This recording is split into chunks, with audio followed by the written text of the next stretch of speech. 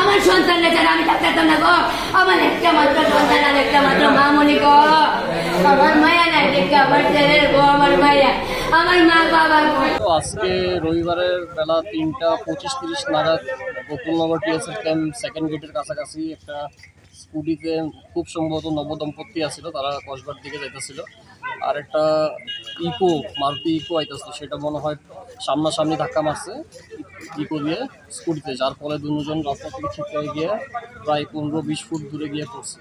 এলাকাবাসীরা সহায়তা নিয়ে এসে আমরা সঙ্গে সঙ্গে পার্শ্ববর্তী টিএসএফ হসপিটালে অ্যাম্বুলেন্স দিয়ে একজনরে, আরেকজনরে মারুতি দিয়ে আমরা সঙ্গে সঙ্গে বিশালপুর হাসপাতালে পাঠাইছি। এখন দুজনেরই অবস্থা আশঙ্কাজনক আছে, আমরা আশা করি তারা সুস্থ থাকে।